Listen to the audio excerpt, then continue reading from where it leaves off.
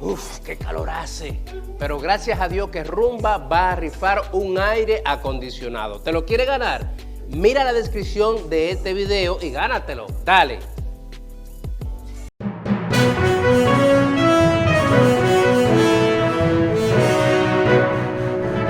Regresamos en este rumbo de la mañana cuando son ya las 8:30 de la mañana y nos acompaña una invitada muy especial para toda la gente que nos escucha y nos ve a través del YouTube en vivo. Está con nosotros Magdalena Lizardo, ella es economista y vamos a hablar del tema.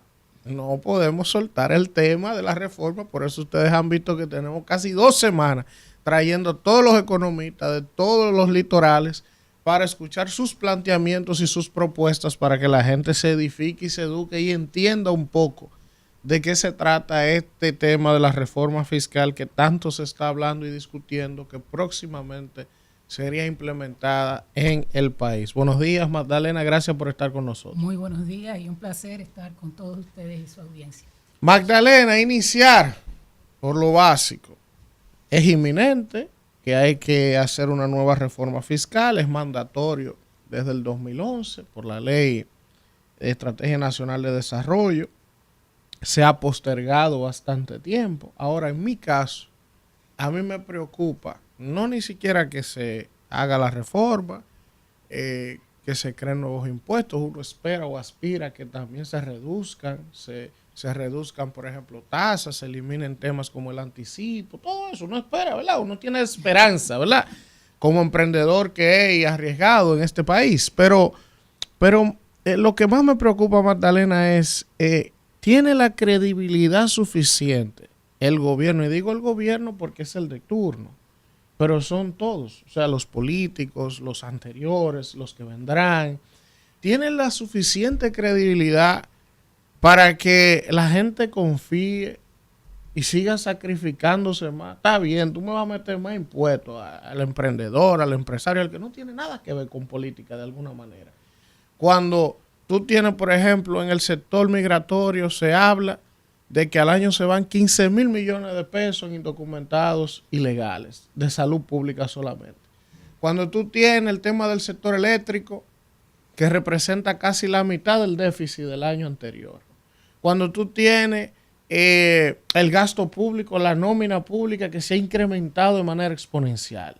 El gasto corriente en ayudas sociales, bono mamá, bono que sé yo qué. Entonces, tú dices, pero vean, que a mí me están hablando de una reforma donde debemos todos rasgarnos la vestidura, pero sin embargo yo no veo como que hay una direccionalidad en reducir el tamaño del Estado, en hacerlo más eficiente y todo eso. Bueno, yo creo que aquí hay que tomar en cuenta cuál fue el mandato de la Estrategia Nacional de Desarrollo. Sí. Un pacto fiscal, y la idea de pacto no es banal, es simplemente de que fuerzas políticas, económicas y sociales se pongan de acuerdo con relación a elementos fundamentales para la sociedad y la economía dominicana. Fíjense que le estoy diciendo las dos cosas, no estoy diciendo economía nada más.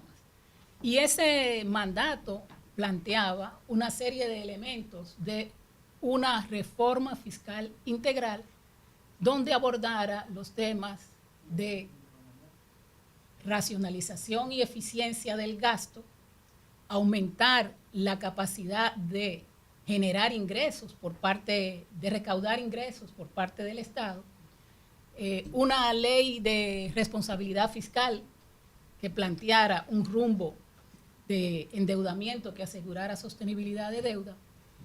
Además, planteaba racionalidad de las tarifas de servicios públicos y además generar ahorro suficiente para invertir.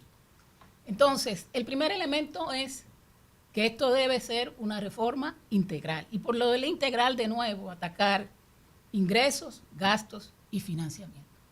Ahora, yo entiendo que debemos esperar que el gobierno haga su propuesta. Ha señalado un conjunto de un abanico amplio de reformas, pero solo cuando sepamos de manera concreta a qué aspira, ahí podríamos tener una discusión más específica, pero también de los impactos posibles de esa reforma. Lo que sí está claro es que la República Dominicana, para dar un salto en materia de sostenibilidad o mayor crecimiento, pero también equidad y mayor impacto social, necesita abordar los problemas asociados a la fiscalidad. Y de nuevo insisto en fiscalidad, no solo tributos. Y esto por una sencilla razón. Ustedes siempre han escuchado que la República Dominicana tiene alto crecimiento.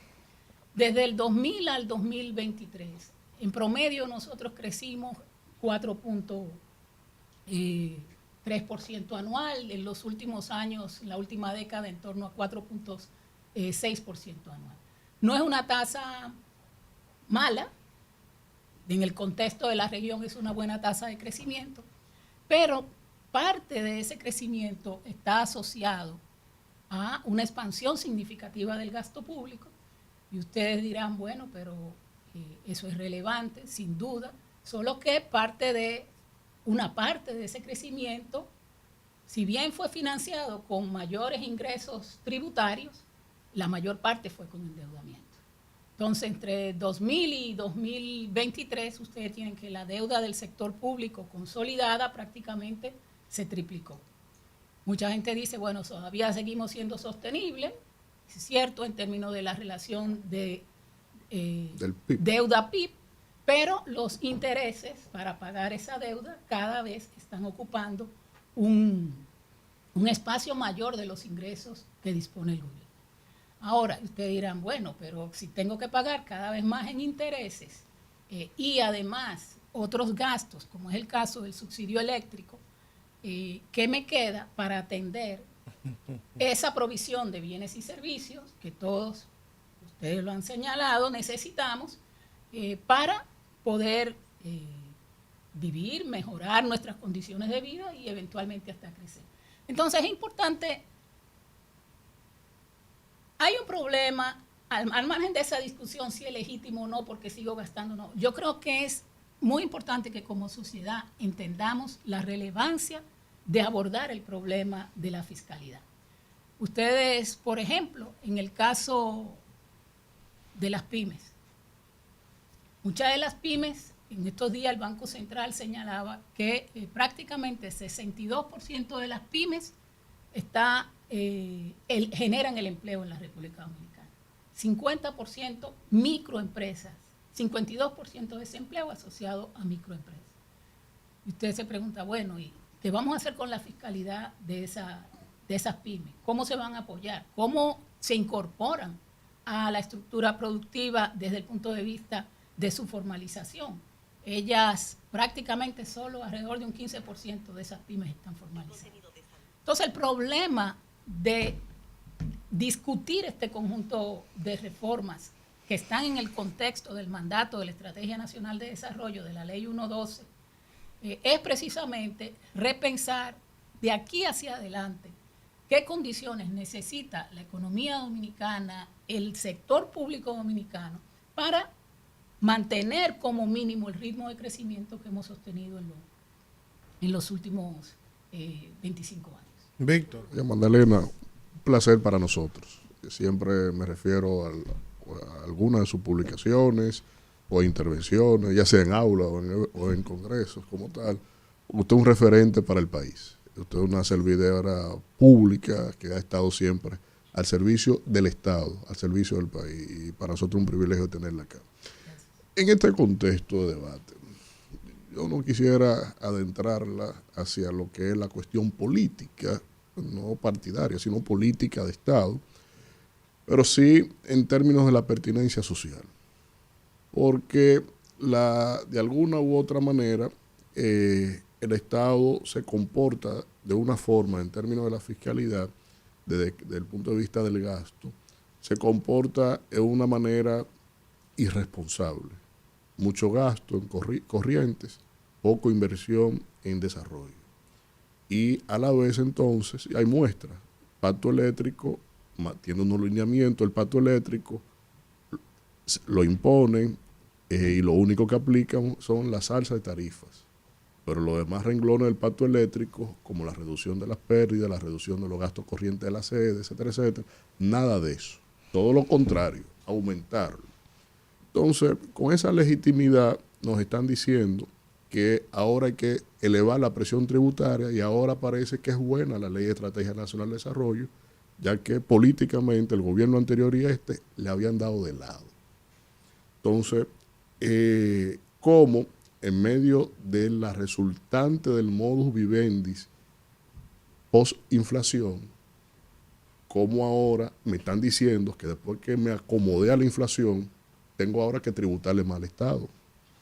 Bueno, pero mire, yo creo que hay circunstancias que no fueron previsibles. O sea, el COVID no fue previsto por nadie. El COVID implicó un aumento significativo de gasto y de deuda pública, al margen de ya de lo que veníamos, porque yo insisto, el crecimiento de República Dominicana del 2000 en adelante ha sido una parte importante financiado con deuda pública, con deuda pública y sin tanto lo que ha pasado con el cuasi fiscal del Banco Central como también deuda del sector público no financiero. Entonces, hay elementos no previstos, como les señalé, de lo del COVID. Yo entiendo que en la estrategia se hizo una apuesta a la idea de los pactos. Si usted me pregunta qué tanto hemos avanzado en eso, yo creo que poco, porque todavía la idea de compromiso a lo largo del tiempo de las fuerzas políticas, económicas y sociales no está consolidado y todavía muy sujeto a si me conviene. Yo creo que ese es el gran reto para este gobierno y para los partidos de oposición. Porque si bien es cierto que está este gobierno en esta situación, nada quita que de aquí a 4 a 8 años de permanecer la situación también la presión por una fiscalidad sostenible y que además pueda responder a las necesidades de desarrollo de la República Dominicana sigan estando presentes. En ese sentido, esta discusión debe ir más allá de los economistas. Fíjense que los economistas han hablado casi todo de todas las distintas áreas y de todos los distintos litorales de ideas económicas y en general concuerdan en la necesidad de esta reforma fiscal. Pero la sociedad dominicana tiene otras necesidades más allá de lo puramente fiscal, que a mi entender necesitan ser puestas sobre la mesa para saber hasta qué punto el compromiso social es generado y esa articulación de fuerzas se puede crear. Cuando iniciábamos aquí tras bastidores, Elvin decía todas estas reformas. Yo creo que es importante saber qué es lo que se piensa hacer en áreas que son también de interés de la ciudadanía, como es el caso de la seguridad social, como es el caso de los temas de reforma laboral, lo que se piensa hacer en salud, pero también lo que se piensa hacer con inversión pública. Fíjense en la situación de la que estamos viviendo ya casi recurrentemente, de inundaciones.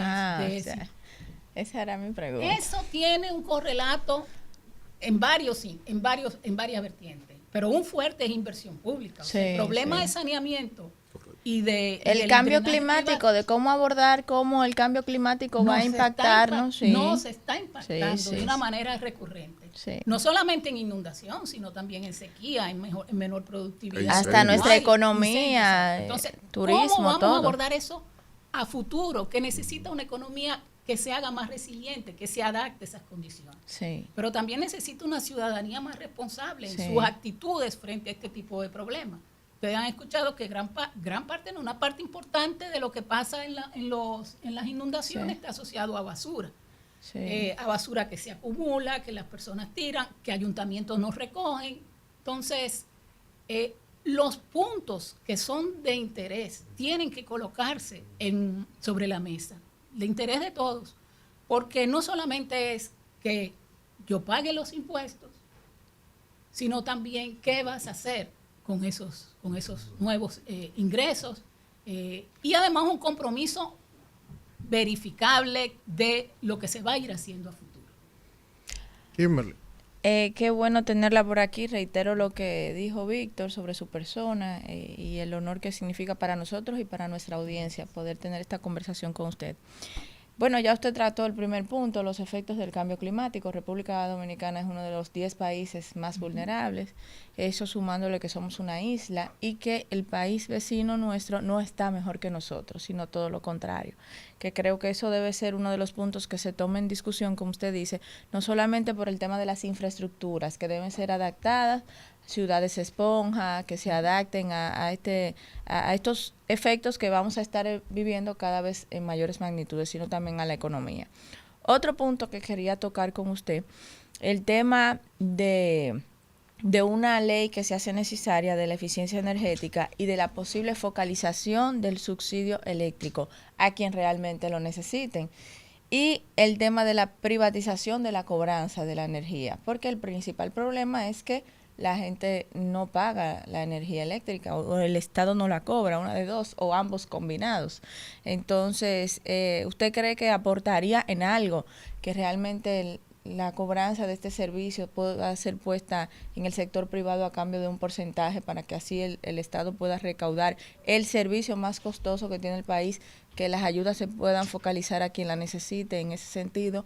Y una ley de eficiencia energética que nos ayude a hacer conciencia del uso necesario de la energía. Bueno, mira, comencemos con la parte de privatización, no privatización. Yo entiendo que la gobernanza del sector tiene que ser parte de un acuerdo de tratar de sacar las decisiones políticas de la gobernanza del sector eléctrico, de la forma en que se administra el sector eléctrico. Nosotros hemos probado casi todas las alternativas posibles. En un momento se privatizó, en otro momento se contrataron gerentes extranjeros, en otro momento se volvió a hacerla pública. Los gerentes extranjeros fue parte de haber pasado a ser público. Después, consejos separados de administración, ahora tenemos consejos de las sedes unificados y al final terminan los problemas de pérdida siendo persistentes. A eso se agrega que efectivamente hay una parte del servicio que no es medido, una parte significativa de la población no tiene contador. Que se pierde. Al tú no tener contador, Sobre muchos todo, de ellos no sabe cuánto consumiste, pero tampoco sabe cómo al final Y te promedio. Promedio, y a veces te lo dejo así porque es muy difícil llegar a donde ti. Claro, no lo cobra. Exactamente, no lo cobra. Y ese ciudadano el que te pone el aire, que te pone un freezer, que lo deja encendido, porque no tiene ninguna responsabilidad. Medida, ningún estímulo al ahorro, porque ¿para qué voy a ahorrar si al final tanto da ahorrar como no ahorrar o no pago? Si ahorro es pérdida para mí. Entonces, ese tema del sector eléctrico debemos abordarlo con una comprensión de que las tarifas tienen que reflejar costos. Nosotros somos un país donde es verdad que la matriz se ha diversificado, pero todavía tenemos una dependencia importante, ya sea de gas natural o de hidrocarburos, sí, que se mueven bajo condiciones de mucha inestabilidad en el mercado mundial. Entonces, el problema de las tarifas tiene que abordarse. Tarifas que reflejen costos. Ahora ahí viene lo que Kimberly decía de qué vamos a hacer con una parte importante de la población que no está en condición de poder tener acceso a la electricidad cuando esas tarifas comiencen a reflejar costos. Y ahí yo creo que entra la protección social, sí, algún tipo de subsidio al consumo a personas que efectivamente lo estén necesitando, que sea medido, no simplemente te lo doy y si tú lo quieres, porque ahora mismo nosotros tenemos bono luz, hay una parte de la población que tiene bono luz. Encima del subsidio que ya... Encima del subsidio generalizado. Sí. Entonces, la focalización del subsidio eléctrico es muy relevante. Pero eso necesita también inversión, porque llegar a una parte de esa población de menores ingresos que está en barrios marginados, con redes muy inestables, necesita una inversión en infraestructura eléctrica para poder tener los contadores, para poder decirle, sí, yo te estoy dando hasta 100 kilovatios, hasta 75 kilovatios, o a un precio subsidiado, o hasta prácticamente con acceso a muy bajo costo. Pero después de ahí, ¿no? Después de ahí tú tienes responsabilidad de pagar. Pero si yo no tengo el contador, ¿cómo sé que tú me estás consumiendo no 100, sino 300, porque tiene el aire o tiene un negocito al lado que utiliza para ese tipo de cosas? Entonces, el sector eléctrico tiene que ser abordado, porque anualmente estamos gastando 1% del PIB prácticamente quemándolo y no resolviendo el problema. Magdalena, yo quiero preguntarle lo siguiente. Mire, como usted decía ahorita, la economía dominicana ha crecido los últimos 30 años a un promedio que para la región somos un referente regional. Incluso recientemente vi que acabamos, en función del PIB, de entrar a ser la 7ª economía de Latinoamérica. Y todo eso como que se escucha muy bonito, y que el PIB nuestro se triplicó, se quintuplicó del 96 para acá. Y todas esas son cosas por las cuales debemos celebrar y sentirnos orgullosos, ¿verdad? Ahora, yo hablaba el otro día aquí, reconocí y resaltaba todo eso, pero eso no ha ido acompañado de un desarrollo humano. Hay una desigualdad terrible en esta sociedad, que no es que no ha avanzado, el dominicano ha avanzado, nosotros quizá vivimos mejor que nuestros padres y se ha avanzado, pero sigue habiendo una brecha cuando tú ves los servicios, la calidad de la salud, de la educación pública, de la seguridad, o sea, hay una brecha. Entonces yo quisiera saber, primero, ¿qué se puede hacer para en los próximos años equiparar un poco ese crecimiento sostenido que debemos tratar de mantener, esa sostenibilidad de crecimiento del PIB, todo eso, pero que sea más cercano al desarrollo humano también, que no hemos podido hacerlo? Y si existe en la región, no en Asia, en la región, algún referente de un país que haya podido hacer algo así. Mira, yo creo que, sin duda, en términos de reducción de pobreza, nosotros hemos logrado reducir pobreza. En el 2000, 31% de la población estaba en situación de pobreza monetaria. El 23, alrededor del 21% de la población. El mismo coeficiente de Gini se ha reducido en términos de desigualdad social. Dígale a la gente qué es el coeficiente. El coeficiente de Gini es una medida que trata de ver cómo se distribuye el ingreso. A medida que el número se acerca a 1, está mucho más concentrado el ingreso. Unos pocos tienen mucho. Y a medida que se acerca a 0, está distribuido más igualitariamente. Entonces, en nuestro caso, nosotros estábamos alrededor de 54, en el 2000 es un número, una escala de comparación. Y ahora en el 23 estábamos a .37, se ha reducido. Pero el dato que a mí particularmente me llama mucho la atención es que si uno compara lo que es el ingreso por trabajo de las personas en el país, en el 2000, en términos reales, en términos de lo que podíamos compara el 2000 con comparar 2022, que es el dato que tengo. 2022 es prácticamente 25% por debajo de lo que era en el 2000. Eso es el poder adquisitivo de la gente. De los ingresos laborales.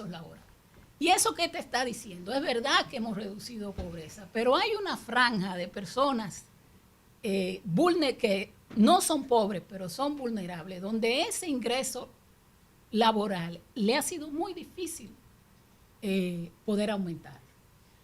Y en ese sentido, entonces, vinculando con tu pregunta del desarrollo humano, para mí hay 2 puntos que atacar. Uno, que depende de esa mayor inversión en bienes, en servicios públicos, para que la gente pueda tener mejor acceso a salud, mejor acceso a educación, pero también mejores condiciones de transporte y de carreteras para un agricultor en el campo, el no tener un camino vecinal en condición, significa una pérdida significativa de su producción y de lo que pueda tener. Entonces, el mismo tema del agua y el saneamiento. Para muchas familias, el no tener el servicio de agua significa tener que gastar una parte importante comprando galoncitos en medio tanque y ese tipo de cosas. Entonces, mejorar los servicios públicos mejora la calidad de vida. El segundo punto, bien rápido. Hay que buscar forma de elevar la productividad ya a nivel de cada una de las unidades productivas, de las empresas, de las pymes, de las grandes empresas. Los sectores dinámicos. ¿Por qué? Porque nosotros también, debido a los problemas educativos, debido a problemas de trabas burocráticas, nuestra productividad es relativamente baja. Entonces, hay que atacar dos cosas, servicios públicos y reformas que eleven la productividad laboral, la productividad en general de la economía dominicana. De manera que quisiera provocarla, si usted me lo permite. Otro, pensando a 50 años, como planifican los chinos. Porque la Ley de Estrategia Nacional de Desarrollo, eso quedó en letra muerta, es un comodín. Ahora bien, reflexivamente. Sí, pero es una tremenda ley, necesita algunas modificaciones. Bueno, nadie la aplicó. Bueno, pero... Ni el anterior ni ustedes. Todavía entonces, no se ha acabado el tiempo. ¿Qué vamos a hacer con eso? Ahora bien, en 50 años, nosotros tenemos el factor cambio climático que ataca campo agrícola y turismo. Nosotros tenemos una economía abierta a tratado de libre comercio y una clase industrial, empresarial, que es de naturaleza patriarcal, que se resiste a invertir y a explorar en nuevos mercados.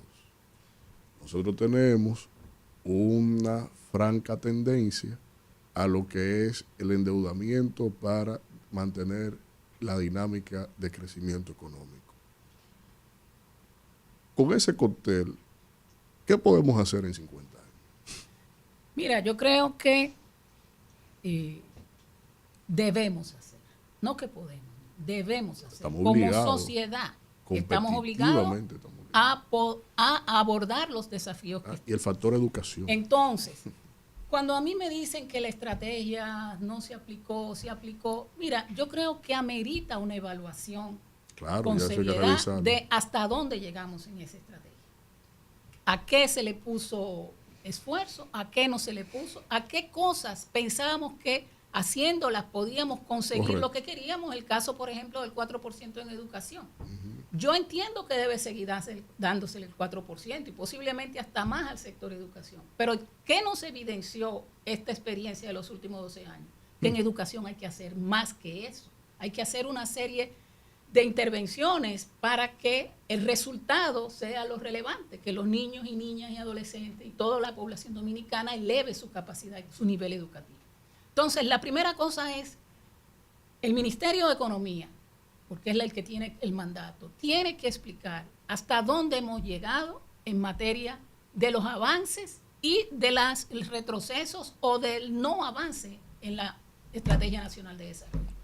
El Ministerio hace un informe anualmente, pero ese informe tiene que ser parte de la discusión de decir, mira, hemos llegado hasta aquí, no hemos conseguido avanzar suficiente en estos aspectos. En los objetivos de desarrollo sostenido. La misma sostenible cosa. Planteado, este y este. Ahora, ¿qué pasa a los 50 años? Mira, nosotros estamos en un mundo muy difícil. ¿Por qué? Porque estamos en medio de una transición tecnológica. Correcto. Que no solamente en República Dominicana, a nivel mundial se discute cuál es el futuro del trabajo. A partir de lo que pase con todo este uso de inteligencia artificial, automatización, nosotros no podemos sustraernos a eso. Nosotros tenemos que comenzar a pensar qué impacto podrá tener eso en la estructura productiva que hemos armado en los últimos 20 o 30 años y poder comenzar a tomar iniciativas que nos aseguren poder continuar insertos y mejorar la inserción internacional nuestra.